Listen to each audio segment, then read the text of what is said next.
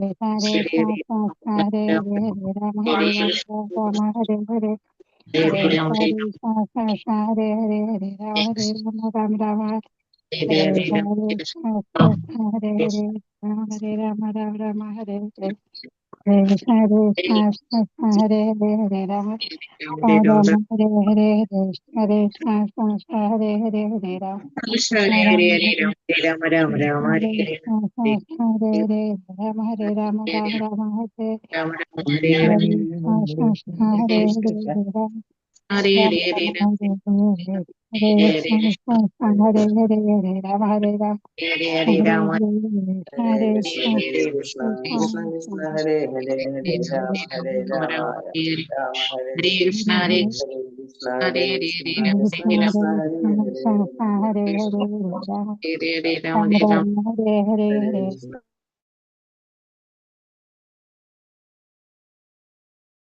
Hare Krishna. Hare Krishna. Om Namo Bhagavate Vasudevaya. Om Namo Bhagavate Vasudevaya. Om Namo Bhagavate Vasudevaya. Om Ajnanatimidandasya Jnananjana Shalakaya Chakshurinmilitam Yena Tasmai Shri Gurave Namah. Namo Vishnu Padaya Krishna Prasthaya Bhutale Srimade Bhaktivedanta Swaminiti Namine. Namaste Saraswate Deve Gauravani Prajarine Nirvishesha Shunyavadi Paschatya Deshatarine.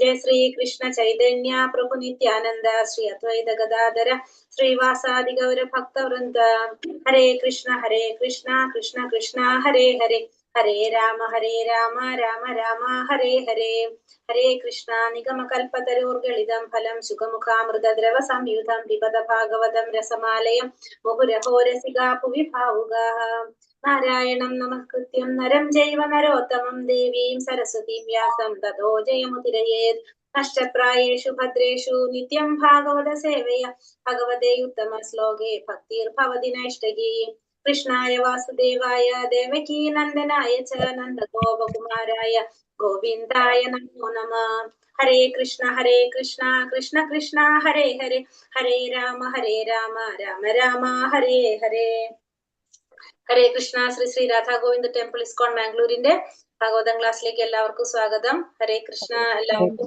Hare Krishna Hare Hare Krishna, Krishna Hare Krishna ഹരേ കൃഷ്ണ പ്രണാമം. ഹരേ കൃഷ്ണ പ്രണാമം. ഹരേ കൃഷ്ണ. എല്ലാവർക്കും പ്രണാമം. അപ്പൊ നമ്മള് ഒന്നാമത്തെ സ്കന്ധം രണ്ടാമത്തെ അധ്യായം ദ്വാരകയിലേക്ക് ശ്രീകൃഷ്ണ ഭഗവാന്റെ പ്രയാണം അതിന്റെ ലാസ്റ്റ് ശ്ലോകങ്ങളിലേക്കാണ് നമ്മൾ ഇന്ന് പോകുന്നത്. നമ്മൾ ഇന്നലെ എന്താ പറഞ്ഞത്? സ്ത്രീജനങ്ങള്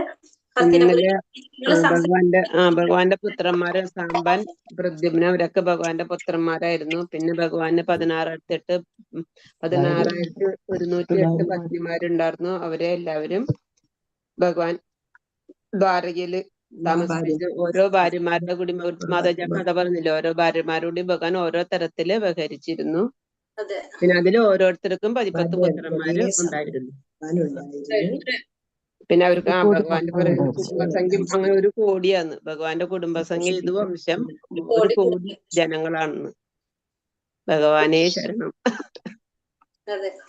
പിന്നെന്താ പറഞ്ഞ, അങ്ങനെ ഭഗവാൻ ഇവരുടെ സംസാരമൊക്കെ കേട്ട് അവരോട് പുഞ്ചിരി തൂക്കിക്കൊണ്ട് കടാക്ഷം നൽകിക്കൊണ്ട് അവിടെ നിന്ന് വിട പറഞ്ഞു എന്ന് വരെയാണ് നമ്മൾ എത്തിയത് അല്ലെ.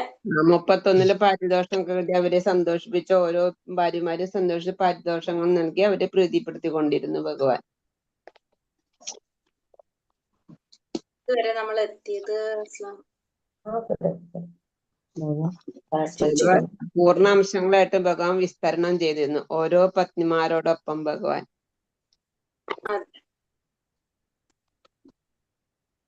ഹരേ കൃഷ്ണ. 31 എടുക്കണം. 32 അല്ലേ എടുക്കേണ്ടത്? 32 എടുക്കണം. 32ന്റെ ശ്ലോകം വായിച്ചു തോന്നുന്നു. ആ ശ്ലോകം വായിച്ചു. ജസ്റ്റ് വിവർത്തന അർത്ഥം മാത്രം പറഞ്ഞിട്ടുള്ളൂ. ഹരേ കൃഷ്ണ. ഓം നമോ ഭഗവത്തെ വാസുദേവായ. അജാതശത്രുപ്രധാനാം ഗോപീധായ മധുക്ഷിത് മധുദിശാം പാരേഭ്യ ശങ്കിത സ്നേഹാത് പ്രായുക്ത ചതുരംഗിണീം. ചൊല്ലിക്കോളൂ.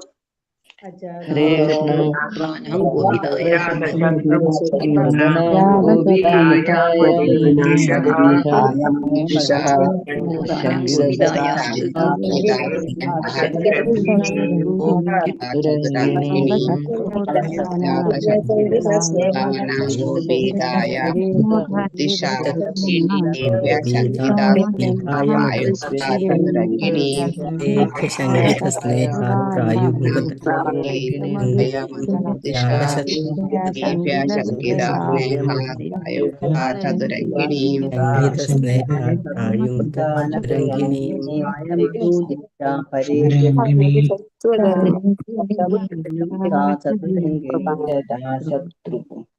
ഞാൻ ഗോപിതായ ഹരേ കൃഷ്ണ. ഭാവാർത്ഥം വായിക്കാം. ഭാവാർത്ഥം. ശ്രീല പ്രഭുപാദിക്ക് ജയ്.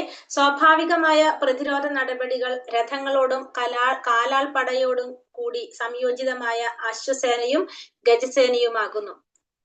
അശ്വങ്ങളെയും ഗജങ്ങളെയും പർവ്വതങ്ങളിലും വനങ്ങളിലും സമതലങ്ങളിലും അങ്ങനെ ഏതു ഭാഗത്തേക്കും നയിച്ച് നിയോഗിക്കത്തക്ക വിധം പരിശീലിപ്പിച്ചിരുന്നു. ബ്രഹ്മാസ്ത്രം ആധുനിക അണ്വായുധങ്ങൾക്ക് സമാനമായിട്ടുള്ള ആ ബ്രഹ്മാസ്ത്രത്തിന്റെ നിലവാരം വരെ പോലുമുള്ള അതിശക്തമായ അസ്ത്രങ്ങളുടെ ബലത്താൽ അനേകം അശ്വ ഗജ സേനകളുമായി പൊരുതാൻ തേരാളികൾക്ക് കഴിയുമായിരുന്നു. ശ്രീകൃഷ്ണ ഭഗവാൻ ഏവരുടെയും മിത്രവും അഭ്യുദ്ധകാംക്ഷിയുമാണെന്ന് രാജാവ് യുധിഷ്ഠിരന് നല്ലവണ്ണം അറിയാം. എങ്കിലും സ്വഭാവേന ഭഗവാനോട് അസൂയുള്ള അസുരന്മാരും ഉണ്ടായിരുന്നു. ആകയാൽ അന്യരിൽ നിന്നുള്ള ആക്രമണ ഭീതി മൂലം ഭഗവാനോടുള്ള സ്നേഹത്താലും എല്ലാവിധ പ്രതിരോധ സേനകളെയും ശ്രീകൃഷ്ണ ഭഗവാന്റെ അംഗരക്ഷകരായി അദ്ദേഹം നിയോഗിച്ചു. ആവശ്യമെങ്കിൽ സ്വയം ശ്രീകൃഷ്ണ ഭഗവാൻ തന്നെ ശത്രുവെന്ന് കരുതുന്ന മറ്റുള്ളവരുടെ ആക്രമണത്തെ പ്രതിരോധിക്കുവാൻ പര്യാപ്തനായിരുന്നുവെങ്കിലും പിതൃ സഹോദരി പുത്രൻ എന്ന നിലയിൽ തന്റെ ജ്യേഷ്ഠനായ മഹാരാജാവ് യുധിഷ്ഠിരനെ അനുസരിക്കാതിരിക്കാൻ കഴിയാത്തതിനാൽ അദ്ദേഹത്താൽ ക്രമീകരിക്കപ്പെട്ട എല്ലാ സജ്ജീകരണങ്ങളെയും ശ്രീകൃഷ്ണ ഭഗവാൻ സ്വീകരിച്ചു. ഭഗവാൻ തന്റെ അതീന്ദ്രിയ ലീലകളിൽ ഒരു ആജ്ഞാനുവർത്തിയുടെ ഭാഗം നടിക്കാറുണ്ട്.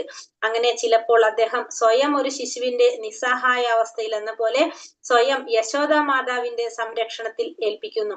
അത് ഭഗവാന്റെ അതീന്ദ്രിയ ലീലയാണ്. ഭഗവാനും അദ്ദേഹത്തിന്റെ ഭക്തന്മാരും തമ്മിലുള്ള അതീന്ദ്രിയ വിനിയമങ്ങളുടെ എല്ലാം അടിസ്ഥാന തത്വം അതീന്ദ്രിയ ആനന്ദ ആസ്വാദനത്തെ വെളിപ്പെടുത്തുകയാണ്. ഈ അതീന്ദ്രിയ ആനന്ദത്തിന് ബ്രഹ്മാനന്ദത്തിന്റെ തലം വരെ പോലും സമാനതകൾ ഏതുമില്ല. ഇവിടെ നമ്മൾ ഇന്നലെ പറഞ്ഞത് യുധിഷ്ഠിര മഹാരാജാവ് ഭഗവാൻ ദ്വാരകയിലേക്ക് പോകുന്ന സമയത്ത് അശ്വം ഗജം രഥം കാല അങ്ങനെ സൈന്യങ്ങളെ നിയോഗിക്കുകയാണ് ഭഗവാനെ അകമ്പടിക്കായിട്ട്.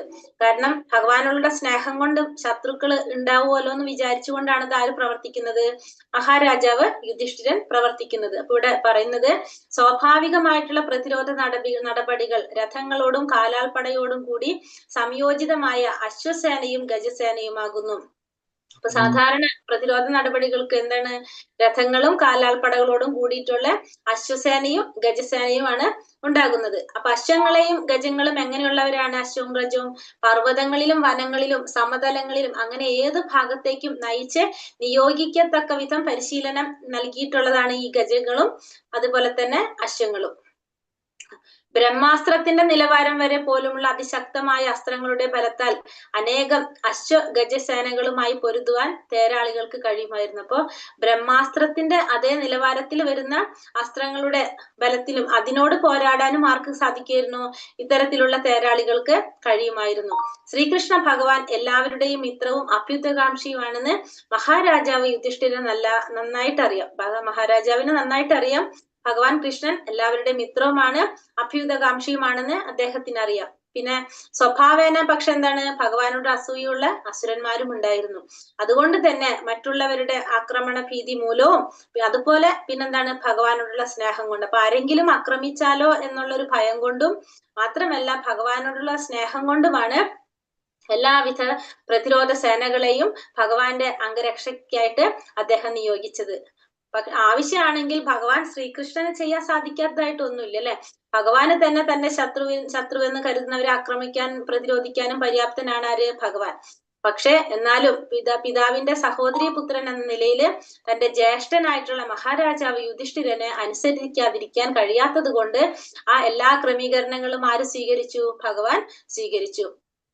ഭഗവാൻ തന്റെ അതീന്ദ്രിയ ലീലകളിൽ ഒരു ആജ്ഞാനുവർത്തിയുടെ ഭാഗം നടിക്കാറുണ്ട്. അങ്ങനെ ചിലപ്പോൾ അദ്ദേഹം സ്വയം ഒരു ശിശുവിന്റെ നിസ്സഹായ അവസ്ഥയിൽ എന്ന പോലെ സ്വയം യശോദ മാതാവിന്റെ സംരക്ഷണത്തിൽ ഏൽപ്പിക്കുന്നു. അപ്പൊ അദ്ദേഹത്തിന് ഭഗവാൻ എങ്ങനെയാണ്? ഭഗവാൻ എപ്പോഴും മറ്റുള്ളവരുടെ ആജ്ഞകൾ അനുസരിക്കാനാണ് ഇഷ്ടം. ഭക്തന്മാരുടെ ആജ്ഞകൾ അനുസരിക്കാനാണ് ഭഗവാൻ ഇഷ്ടം എപ്പോഴും. ഇവിടെ ഇത് തന്നെ പറയണത്, ഭഗവാൻ അവിടെ മറ്റുള്ളവരുടെ ആജ്ഞാനുവർത്തിയായിട്ടുള്ള ഒരു ഭാഗം നടിക്കുമ്പോൾ ഭഗവാൻ അത് ആസ്വദിക്കുകയാണ്. ശരിക്കും അത് എൻജോയ് ചെയ്യാണ്. അങ്ങനെ പറയുന്ന യശോദ മാതാവിന്റെ സംരക്ഷണത്തിലും ഭഗവാനെ വഴക്ക് പറയുന്നു, ഓടിക്കുന്നു, കെട്ടിയിടുന്നു, ഒക്കെ ചെയ്തിട്ടുണ്ട്. അതൊക്കെ ഭഗവാൻ എന്താണ്? അതൊക്കെ ലീല. ഭഗവാൻ അതൊക്കെ ആസ്വദിക്കുകയാണ് ചെയ്യുന്നത്. അത് ഭഗവാന്റെ അതീന്ദ്രിയ ലീലയാണ്.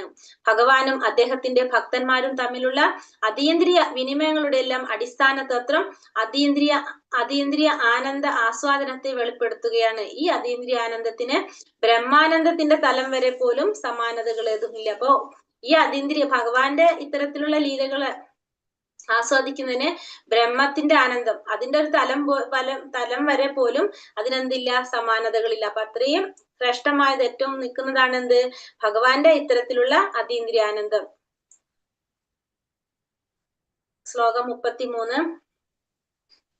അഥ ദുരാഗതാൻ ശൗരി കൗരവാൻ വിരഹാതുരാൻ സന്നിവർത്തിയ ദൃഢം സ്നിഗ്ധാൻ പ്രായാത് സ്വനഗരീം പ്രിയൈ. അഥ ദുരാഗതാൻ ശൗരി കൗരവാൻ വിരഹാതുരാൻ സന്നിവർത്തിയ ദൃഢം സ്നിഗ്ധാൻ പ്രായാത് സ്വനഗരീം പ്രിയൈ. ചൊല്ലിക്കോളൂ.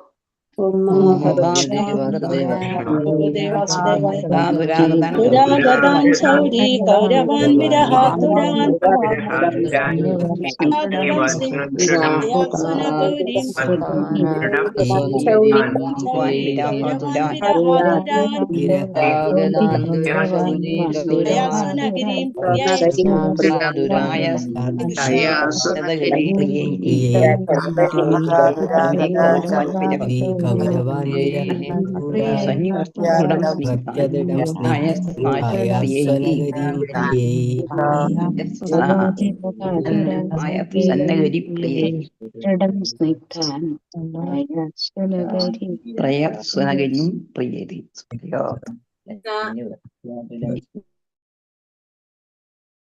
അപ്രകാരം ദുരാഗതാൻ വളരെ ദൂരം അദ്ദേഹത്തെ അനുഗമിച്ച ശേഷം ശൗരി ശ്രീകൃഷ്ണ ഭഗവാൻ, കൗരവാൻ പാണ്ഡവർ, വിരഹാതുരായി സന്നിവർത്തിയ സവിനയം അനുനയിപ്പിച്ചു, ദൃഢവിശ്വാസത്തോടെ, സ്നിഗ്ധാൻ സ്നേഹപൂർണരായ പ്രായാത് യാത്ര തുടർന്നു, സ്വനഗരത്തിലേക്ക്, അതായത് ദ്വാരകയിലേക്ക്, പ്രിയ സഹചാരികളോടൊപ്പം. വിവർത്തനം. ശ്രീല പ്രഭുപാദിക്ക് ജയ്. കുരുവംശജരായ പാണ്ഡവർ ശ്രീകൃഷ്ണ ഭഗവാനോടുള്ള അതിരറ്റ സ്നേഹത്താൽ യാത്രയാക്കുവാനായി ഏറെ ദൂരം അദ്ദേഹത്തെ അനുഗമിച്ചു. ഭാവിയിൽ വേർപിരിഞ്ഞ് കഴിയുന്നതിനെ കുറിച്ചോർത്ത് അവരെല്ലാവരും വിരഹാതുരരായി. എങ്കിലും ഭഗവാൻ അവരെ കൊട്ടാരത്തിലേക്ക് മടങ്ങുവാൻ അനുനയിപ്പിച്ച ശേഷം തന്റെ പ്രിയ സഹചരന്മാരോടൊപ്പം ദ്വാരകയിലേക്കുള്ള യാത്ര തുടർന്നു. അപ്പൊ ഇവിടെ സ്വാഭാവികമായിട്ട് നമ്മൾ അറിയില്ല, നമ്മുടെ ആരെങ്കിലും സുഹൃത്തുക്കളോ നമ്മുടെ വേണ്ടപ്പെട്ടവരൊക്കെ പുറത്തേക്ക് യാത്ര പോകുമ്പോൾ നമ്മളും എന്ത് ചെയ്യും? കുറച്ചു ദൂരം അവരുടെ ഒപ്പം ചിലപ്പോ ഗേറ്റ് വരെ അല്ലെങ്കിൽ ഡോർ നമ്മൾ അനുഗമിക്കും. അതേപോലെ തന്നെ ഇവിടെ ഭഗവാൻ ദ്വാരകയിലേക്ക് പോകാനായിട്ട് ഒരുങ്ങിയപ്പോ യാത്രയാക്കാനായിട്ട് പാണ്ഡവരും അദ്ദേഹത്തെ കുറെ ദൂരം അനുഗമിച്ചു. അതിനുശേഷം ഭഗവാൻ അവരെന്ത് ചെയ്തു? അനുനയിച്ച് തിരിച്ചു പോകാനായിട്ട്, കൊട്ടാരത്തിലേക്ക് മടങ്ങി പോവാനായിട്ട് പറഞ്ഞതിന് ശേഷം ഭഗവാൻ തന്റെ പ്രിയ സഹചരന്മാരോടൊപ്പം ദ്വാരകയിലേക്ക് യാത്ര തുടർന്നു. അപ്പൊ പാണ്ഡവർക്കാണെങ്കിലോ ഭഗവാനെ വേർപിരിയുന്നതിനെ കുറിച്ചോർത്ത് വളരെ പ്രയാസത്തിലായിരുന്നു അവര്. അങ്ങനെ അവരോട് തിരിച്ച് കൊട്ടാരത്തിലേക്ക് മടങ്ങാൻ പറഞ്ഞതിന് ശേഷം ഭഗവാൻ ദ്വാരകയിലേക്കുള്ള യാത്ര തുടർന്നു. ഹരേ കൃഷ്ണ. ഓം നമോ ഭഗവതേ വാസുദേവായ. ശ്ലോകം 34-35. കുരുജാങ്കല പാഞ്ചാലാൻ ശൂരസേനാൻ സയാമുനാൻ ബ്രഹ്മാവർത്തം കുരുക്ഷേത്രം മത്സ്യാൻ സാരസ്വതാനഥ മരുധന്യാമധിക്രമ്യ സൗവീരാഭീരയോപരാൻ ആനർത്താൻ ഭാർഗവോപാക ശ്രാന്താവാഹോ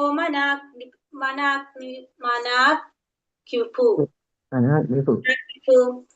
കുരു ഹരേ കൃഷ്ണ. ദ്രാങ്കല പാഞ്ചാല ശൂരസേന സരാമനാൻ അതിൽ വെള്ളം ഉണ്ടെങ്കിൽ പൊട്ടിത്തെറിക്കും. കുരുക്ഷേത്രം കുരു ദ്രാങ്കല പാഞ്ചാലാൻ ശൂരസേനാൻ സയാമുനാൻ ബ്രഹ്മാവർത്തം കുരുക്ഷേത്രം മത്സ്യാൻ സാരസുതാനഥ മരുധന്വാമധിക്രമ്യ സൗവീരാഭീരയോപരാൻ ആനർത്താൻ ഭാർഗവോ ഭാഗാശ്രാന്താവാഹോ മനാക്വിപൂ. ചൊല്ലിക്കോളൂ. ഭഗവതി വാസുദേവായ ഭഗവതി വാസുദേവായ അലാൻ ശൂരസേനാൻ സയാമുനാൻ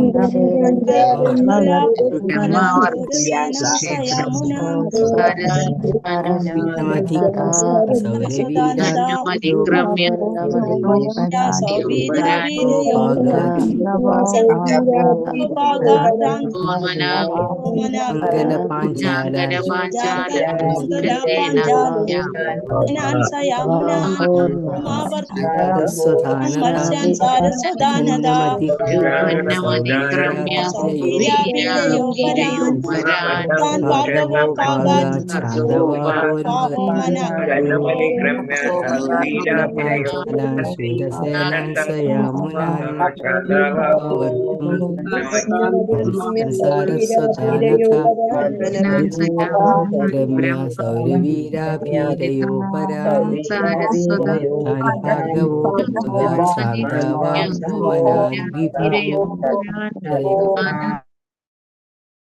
കൃഷ്ണ ഭഗവാൻ അവിടുന്ന് യാത്ര തുടർന്നു. കുരു ജാങ്കല ഡൽഹി പ്രവിശ്യ, പാഞ്ചാലാൻ പഞ്ചാബ് പ്രവിശ്യയിലെ ഭാഗം, ശൂരസേനാൻ ഉത്തർപ്രദേശ് പ്രവിശ്യയിലെ ഭാഗം, സഹിതം യാമുനാൻ യമുനാ നദീതീരത്തെ ജില്ലകൾ, ബ്രഹ്മാവർത്തം വടക്കേ ഉത്തർപ്രദേശിന്റെ ഭാഗം, കുരുക്ഷേത്രം യുദ്ധം നടന്ന സ്ഥലം, മത്സ്യാൻ മത്സ്യ പ്രവിശ്യ, സാരസ്വതാൻ പഞ്ചാബിന്റെ ഭാഗം, അഥ തുടങ്ങിയവയും, മരു രാജസ്ഥാൻ മരുഭൂമികളുടെ നാട്, ധന്വം ജലം ദുർലഭമായ മധ്യപ്രദേശ്, അതിക്രമ്യ തരണം ചെയ്ത ശേഷം, സൗവീര സൗരാഷ്ട്രം, ആഭിരേയോ ഗുജറാത്തിന്റെ ഭാഗം, പരാൻ പശ്ചിമ മേഖല, ആനർത്താൻ ദ്വാരക പ്രവിശ്യ, ഭാർഗവ ഹേ ശൗനക ഉപാഗ കീഴടക്കപ്പെട്ട്, ശ്രാന്ത ക്ഷീണം, വാഹ അശ്വങ്ങൾ, മനാക് വിഭു നീണ്ട യാത്രയാൽ അല്പം. വിവർത്തനം ഭാവാർത്ഥം. ശ്രീല പ്രഭുപാദിക്ക് ജയ്. അല്ലയോ ശൗനക ഋഷിയോട് പറയാൻ അല്ലെ, ഭഗവാൻ കുരുജാങ്കലം, പാഞ്ചാലം, ശൂരസേനം, യമുനാ നദി തീരത്തുള്ള പ്രദേശം, ബ്രഹ്മാവർത്തം, കുരുക്ഷേത്രം, മത്സ്യം, സരസ്വതം എന്നീ ദേശങ്ങളിലൂടെ, മരുഭൂമികൾ നിറഞ്ഞ പ്രവിശ്യകളിലൂടെയും ജലദൗർഭ്യമുള്ള പ്രദേശങ്ങളിലൂടെയും സഞ്ചരിച്ച് അദ്ദേഹത്തിന്റെ പ്രയാണം തുടർന്നു. ഈ പ്രദേശങ്ങളെല്ലാം തരളു ചെയ്ത് ക്രമേണ സൗവീരം, ആപീരം എന്നീ പ്രവിശ്യകളിലെത്തി. അനന്തരം അവിടെ നിന്നും പശ്ചിമ ദിശയിൽ സഞ്ചരിച്ച് ഒടുവിൽ ദ്വാരകയിൽ എത്തിച്ചേർന്നു. അപ്പൊ ഇവിടെ ആരാണ് പറയണത്? ഇവിടെ ശൗനക ഋഷിയോട് പറയാണ് അല്ലെ. ശൗനക ഋഷിയോട് പറഞ്ഞു കൊടുക്കാണ്. ഭഗവാൻ അപ്പൊ എന്താ ചെയ്തു? ഇപ്പൊ ഹസ്തിനപുരിയിൽ നിന്ന് പോന്നു, ദ്വാരകയിലേക്ക് എത്താണ്. അപ്പൊ എത്തുന്ന വഴിയിൽ ഏതൊക്കെ സ്ഥലങ്ങളിലൂടെയാണ് പോയെന്ന് പറയാണ്. കുരുജാങ്കലം, പാഞ്ചാലം, ശൂരസേനം, യമുനാ നദീ തീരത്തുള്ള പ്രദേശം, ബ്രഹ്മാവർത്തം, കുരുക്ഷേത്രം, മത്സ്യം, സാരസ്വതം എന്നീ ദേശങ്ങളിലൂടെയും മരുഭൂമികൾ നിറഞ്ഞ പ്രവിശ്യകളിലൂടെയും ജലദൗർലഭ്യമുള്ള പ്രദേശങ്ങളിലൂടെയും സഞ്ചരിച്ച് അദ്ദേഹത്തിന്റെ പ്രയാണം തുടർന്നു. ഈ പ്രദേശങ്ങളെല്ലാം തരണം ചെയ്ത് ക്രമേണ സൗവീരം, ആപീരം എന്നീ പ്രവിശ്യകളിലെത്തി. അനന്തരം അവിടെ നിന്നും പശ്ചിമ ദിശയിൽ സഞ്ചരിച്ച് ഒടുവിൽ ദ്വാരകയില് എത്തിച്ചേർന്നു. ഭാവാർത്ഥം. ശ്രീല പ്രഭുപാദിക്ക് ജയ്. ഭഗവാൻ സഞ്ചരിച്ച പ്രവിശ്യകൾ അക്കാലത്ത് ഇന്നത്തേതിൽ നിന്ന് വേറെ നാമങ്ങളിലാണ് അറിയപ്പെട്ടിരുന്നത്. എന്നാൽ ഇവിടെ നൽകിയിരിക്കുന്ന ദിശകൾ ഡൽഹി, പഞ്ചാബ്, രാജസ്ഥാൻ, മധ്യപ്രദേശ്, സൗരാഷ്ട്ര, ഗുജറാത്ത് എന്നീ പ്രദേശങ്ങളിലൂടെ സഞ്ചരിച്ച് അവസാനം ഭഗവാൻ സ്വദേശമായ ദ്വാരകയിൽ എത്തിച്ചേർന്നുവെന്ന് സൂചിപ്പിക്കുവാൻ പര്യാപ്തമാണ്. അക്കാലത്തുണ്ടായിരുന്ന പ്രവിശ്യക്ക് സമാനമായ ഇക്കാലത്തെ പ്രവിശ്യയെ ഗവേഷണം ചെയ്ത് കണ്ടെത്തുന്നതിൽ നമുക്ക് യാതൊരു നേട്ടവും ഇല്ലെങ്കിലും രാജസ്ഥാൻ പോലുള്ള മരുഭൂമി പ്രദേശങ്ങളും ജല ദൗർലഭ്യമേറിയ മധ്യപ്രദേശ് പോലുള്ള പ്രദേശങ്ങളും 5000 വർഷങ്ങൾക്ക് മുമ്പും ഉണ്ടായിരുന്നതായി കാണപ്പെടുന്നു. മണ്ണ് പരിശോധിക്കുന്ന വിദഗ്ധരുടെ അടുത്ത കാലത്താണ് മരുഭൂമി ഉണ്ടായതെന്ന സിദ്ധാന്തം ഭാഗവതത്തിലെ പരാമർശങ്ങൾ അനുകൂലിക്കുന്നില്ല. ഇവിടെ എന്താ പറഞ്ഞത്, ഭഗവാൻ സഞ്ചരിച്ച പ്രവിശ്യകള്. അപ്പൊ അന്നത്തെ കാലത്തും ഇന്നത്തെ സമയത്ത് ഇന്നത്തെ പേരുകള് എല്ലാതും വേറെ നാമങ്ങളിലാണ് അതൊക്കെ അറിയപ്പെടുന്നത്. എന്നാൽ ഇവിടെ നമുക്ക് നൽകിയിരിക്കുന്ന ദിശകൾ വെച്ചിട്ട് നമുക്ക് എന്താ പറയാ, ഡൽഹി, പഞ്ചാബ്, രാജസ്ഥാൻ, മധ്യപ്രദേശ്, സൗരാഷ്ട്ര, ഗുജറാത്ത് എന്നീ പ്രദേശങ്ങളിലൂടെ സഞ്ചരിച്ച് ഭഗവാൻ അവസാനം എവിടെ എത്തിച്ചേർന്നു, ഭഗവാന്റെ സ്വദേശമായിട്ടുള്ള ദ്വാരകയിൽ എത്തിച്ചേർന്നെന്ന് നമുക്ക് മനസ്സിലാക്കാം. മാത്രമല്ല എന്താ പറയണത്, ഇതൊന്നും അക്കാലത്തുണ്ടായിരുന്ന പ്രവിശ്യക്ക് സമാനമായ ഇക്കാലത്തെ പ്രവിശ്യയെ ഗവേഷണം ചെയ്ത് കണ്ടുപിടിക്കുന്നതുകൊണ്ട് നമുക്ക് യാതൊരു കാര്യവും ഇല്ല. പക്ഷെ ഒരു കാര്യം നമുക്ക് മനസ്സിലാക്കാം, അന്നും എന്തുണ്ടായിരുന്നു, മരുഭൂമി പ്രദേശങ്ങളും ജലദൗർലഭ്യമായിട്ടുള്ള പ്രദേശങ്ങളും ഈ 5000 വർഷങ്ങൾക്ക് മുമ്പും ഉണ്ടായിരുന്നു എന്ന് നമുക്ക് മനസ്സിലാക്കാം. അപ്പൊ മണ്ണ് പരിശോധിക്കുന്ന വിദഗ്ധരുടെ അടുത്ത കാലത്താണ് ഈ മരുഭൂമി ഉണ്ടായിരുന്നെന്ന സിദ്ധാന്തം ഭാഗവതത്തിലെ ഇത്തരത്തിലുള്ള പരാമർശങ്ങള് അനുകൂലിക്കുന്നില്ല. ഈ വിഷയത്തെ സംബന്ധിച്ച ഗവേഷണം തൽക്കാലം ഭൂഗർഭ ശാസ്ത്രജ്ഞന്മാർക്ക് വിട്ടുകൊടുക്കാം. എന്തെന്നാൽ രൂപാന്തരം സംഭവിച്ചുകൊണ്ടിരിക്കുന്ന പ്രപഞ്ചത്തിന് ഭൂതത്വ വികാസത്തിന്റെ വ്യത്യസ്ത ഘട്ടങ്ങൾ ഉണ്ടാകുന്നു. അതെന്തു തന്നെയാകട്ടെ, രാജ്യത്തു നിന്നും ഭഗവാൻ സ്വരാജ്യമായ ദ്വാരകാധാമത്തിൽ എത്തിച്ചേർന്നതിൽ നാം ഇപ്പോൾ സന്തുഷ്ടരാകുന്നു. വേദകാലം മുതൽ കുരുക്ഷേത്രം നിലനിൽക്കുന്നു. വ്യാഖ്യാതാക്കൾ കുരുക്ഷേത്രത്തിന്റെ അസ്തിത്വത്തെ നിഷേധിക്കുകയോ അവഗണിക്കുകയോ ചെയ്യുന്നത് ശുദ്ധ മണ്ടത്തരമാകുന്നു. അപ്പൊ നമുക്ക് എന്ത് മനസ്സിലാക്കാം, ഭഗവാൻ ഇപ്പോ ഹസ്തിനപുരിൽ നിന്ന് ദ്വാരകയിലേക്ക് സ്വന്തം രാജ്യമായിട്ടുള്ള ദ്വാരകാധാമത്തിൽ എത്തിച്ചേർന്നു എന്ന് നമുക്ക് മനസ്സിലാക്കാം. വേദകാലം മുതൽ തന്നെ നിലനിൽക്കുന്നതാണ് ഉള്ളതാണ് കുരുക്ഷേത്രം നിലനിൽക്കുന്നുണ്ട്. പക്ഷെ വ്യാഖ്യാതാക്കള് കുരുക്ഷേത്രത്തിന്റെ അസ്തിത്വത്തെ നിഷേധിക്കുകയോ അവഗണിക്കുകയോ ചെയ്യുന്നത് എന്താണ്, ശുദ്ധ മണ്ടത്തരമാണെന്ന് മനസ്സിലാക്കാം. ശ്ലോകം 36, ലാസ്റ്റ് ശ്ലോകമാണ് ഈ അധ്യായത്തില്.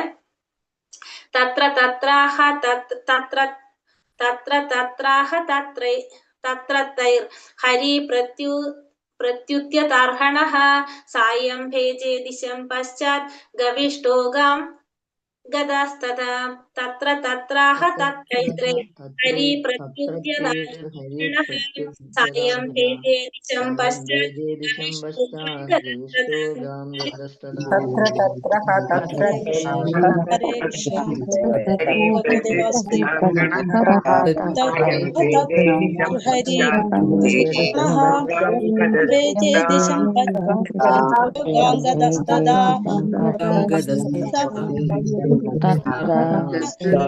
തത്രാഹണഃ ഭേജേ ദിശം പശ്ചാത്തദസ്തദാം തത്രാഹണഃ സായം ഭേജേ ദിശം പശ്ചാത്യവിഷ്ടോ ഗാംഗദസ്തദാ.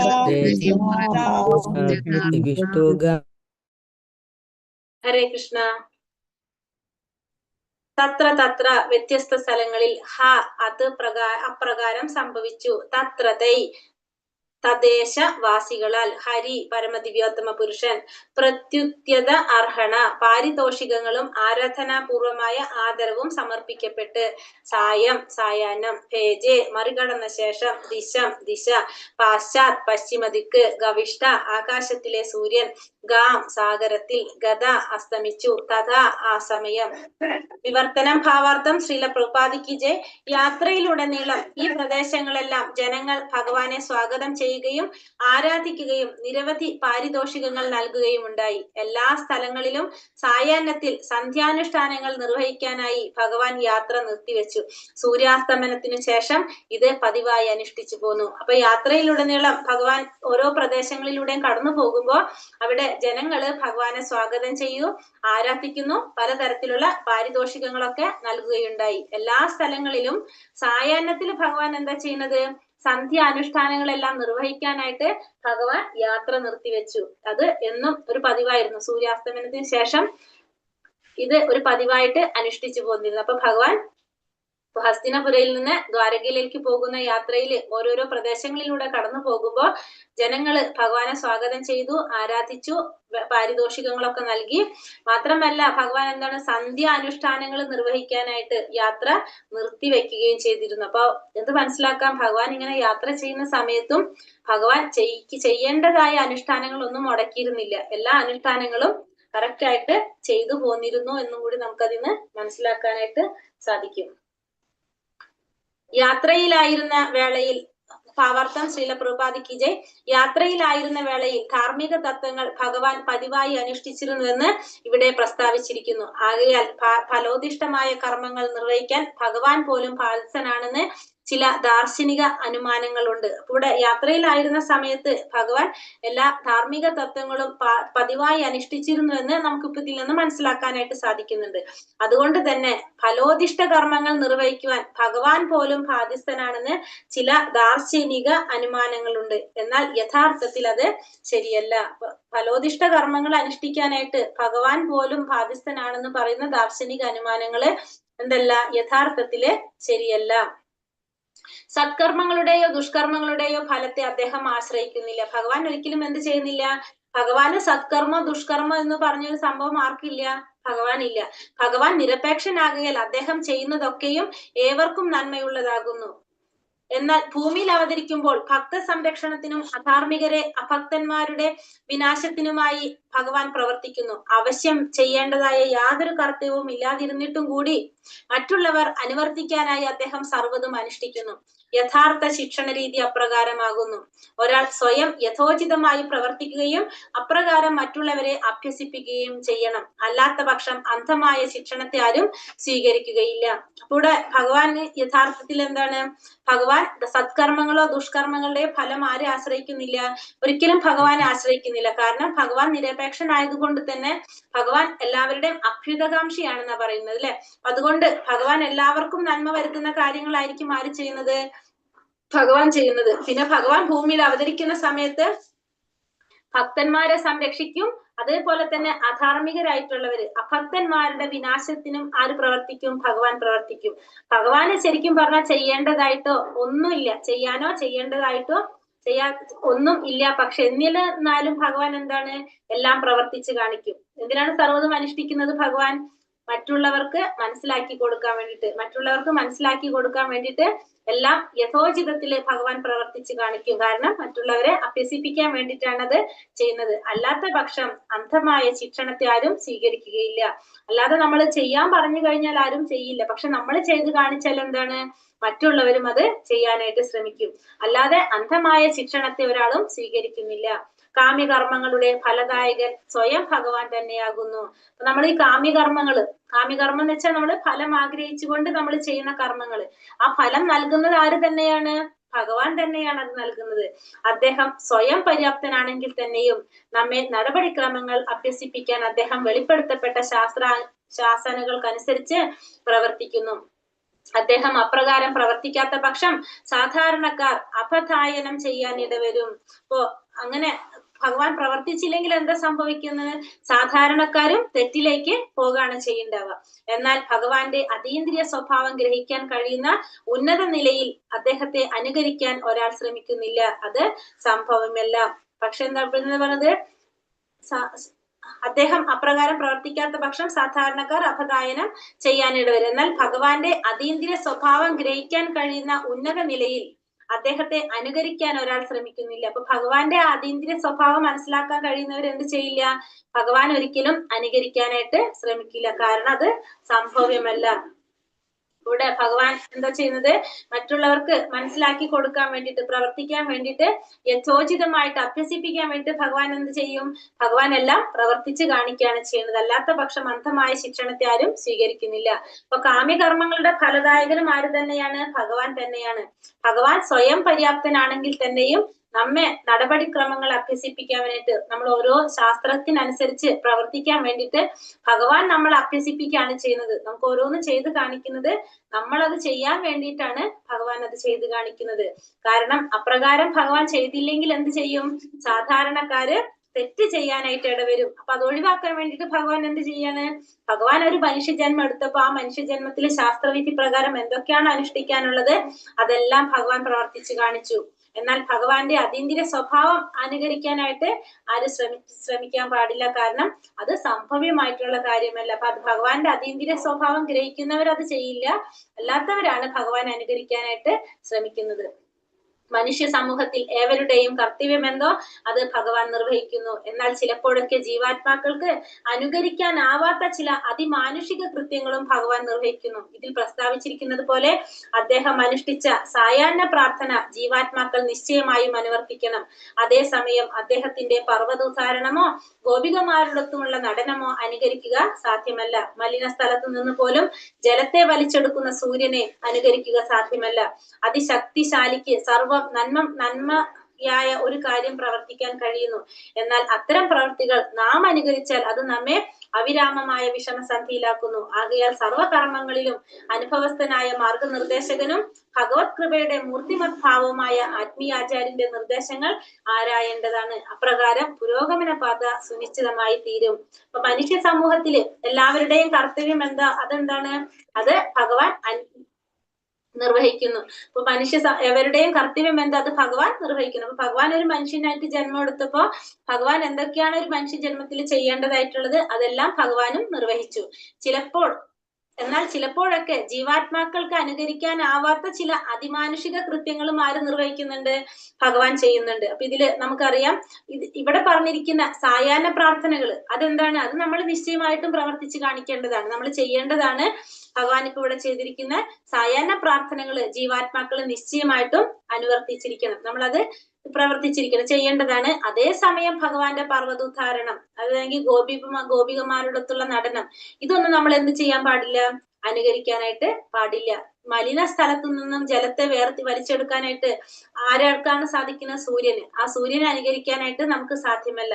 അതിശക്തിശാലിക്ക് സർവം നന്മയായ ഒരു കാര്യം പ്രവർത്തിക്കാനായിട്ട് കഴിയും. എന്നാൽ അത്തരം പ്രവർത്തികൾ നാം അനുകരിച്ചാൽ അത്